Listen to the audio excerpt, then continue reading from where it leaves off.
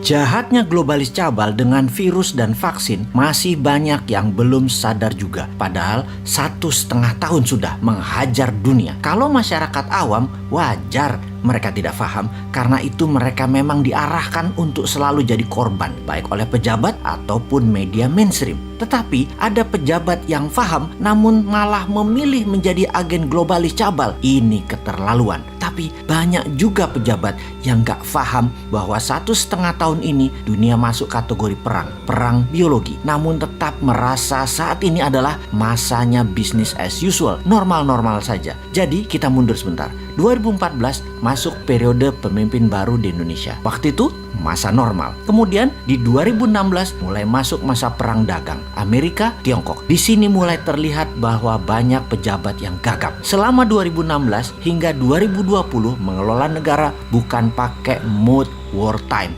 tetapi pakai seperti masa normal. Hal ini membuat Indonesia tertinggal. Tetapi masyarakat banyak yang gagal paham bahwa kesalahan melihat dunia berefek seperti saat ini. Indonesia jalan di tempat. Buktinya GDP per kapita hanya dari 3.800 ke 4.000-an dolar per kapita. Ini harus terlihat sesungguhnya sebagai kurang berhasil dalam tanda petik membuat Indonesia berdaulat ekonominya. Karena salah melihat peta dunia, salah melihat world map. Lalu berlanjut di tahun 2020. Di mana saat itu adalah perang biologi dunia atau dunia kena pandemi virus buatan yang bernama corona. Perang ini bisa panjang, bisa pendek di setiap wilayah tergantung pejabat suatu negara berstrategi mengelola negaranya. Kalau mau cepat, ada strategi bernegara yang memilih ikut maunya globalis, yaitu beli vaksin mereka. Ada yang tidak mengikuti produk globalis, yaitu tidak pakai vaksinnya, tetapi pakai imunitas atau imunoterapi, pakai penguatan imunitas tubuh. Penguatan imunitas tubuh sangat berlawanan dengan maunya globalis cabal, yaitu menggunakan vaksin. Negara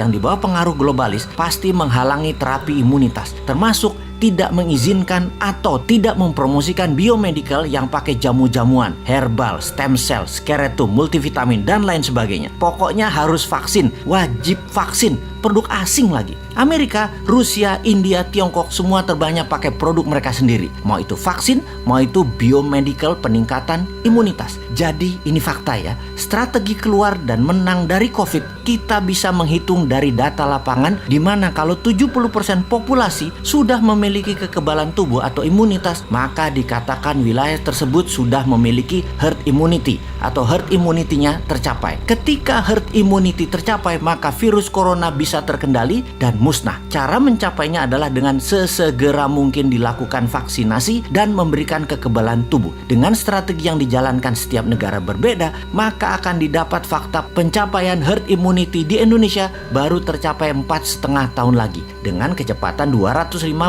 vaksin per hari yang dilakukan pada saat ini dengan stok 400 juta vaksin yang akan disediakan. Ini waktu yang lama. Masa anak kita sekolah masih di gadget hingga 2 tahun ke depan sih? Waduh.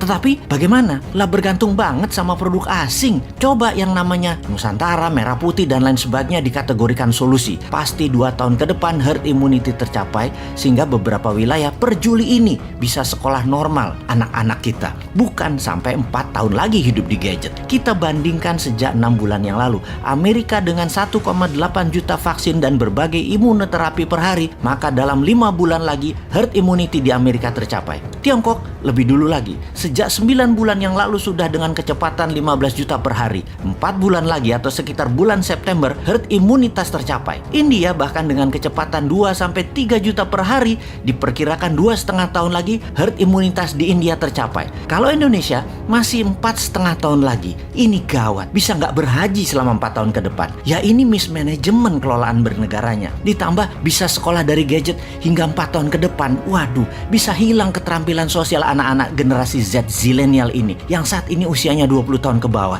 Jangan begitulah mengelola negaranya, wahai pejabat.